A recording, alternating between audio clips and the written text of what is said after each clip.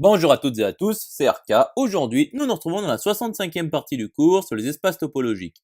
Donc aujourd'hui, nous allons nous intéresser à la topologie de l'ordre, volet 4. Rentrons alors dans le vif du sujet.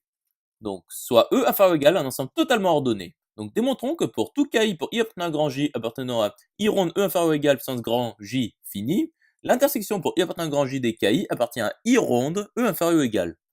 Donc, récurrence sur cardinal de grand J appartenant à n étoiles. Donc, initialisation, n égale 1. Donc, il existe K appartenant à I rond de E inférieur ou égal tel que KI pour I appartenant à grand J est égal à K. C'est-à-dire la famille comportant un seul élément, c'est-à-dire K.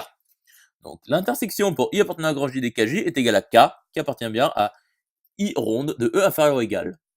Initialisation établie. Passons alors à l'hérédité. Donc soit n appartenant à n étoiles fixées, vérifiant la propriété. Donc cardinal de grand J est égal à n plus 1. Donc il existe une application phi de 1n plus 1 dans grand J, telle que pour tout i du grand J, il existe un unique k appartenant à 1n plus 1, tel que i est égal à phi de k. Donc l'intersection pour i appartenant à grand J des ki est égale à l'intersection pour k appartenant à 1n plus 1 des k phi de k.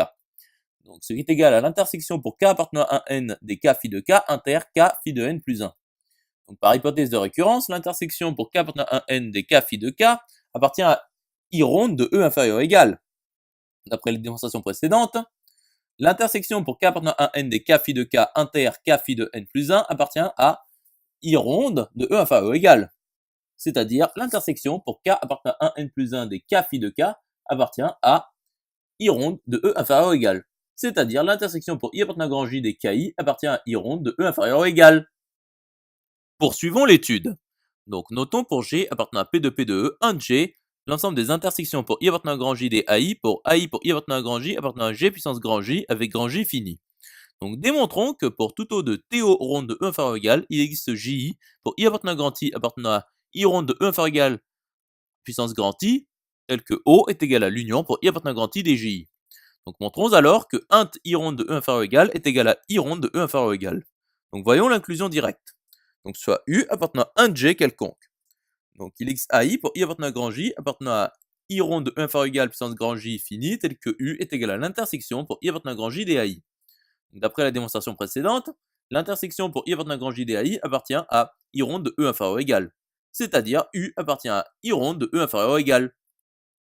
Poursuivons la démonstration. Donc voyons alors l'inclusion réciproque. Donc soit U appartenant à I ronde de E inférieur ou égal quelconque.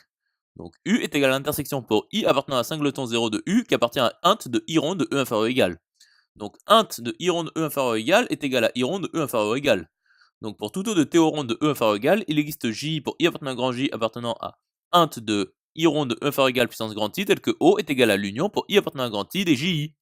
C'est-à-dire, pour tout O de TO ronde de E inférieur ou égal, il existe J pour I appartenant à grand J appartenant à I ronde de E inférieur ou égal puissance grand I, tel que O est égal à l'union pour I appartenant à grand I des JI. Conclusion établie. J'espère que cette vidéo vous aura plu et vous sera utile. Nous nous retrouvons dans la 66e partie.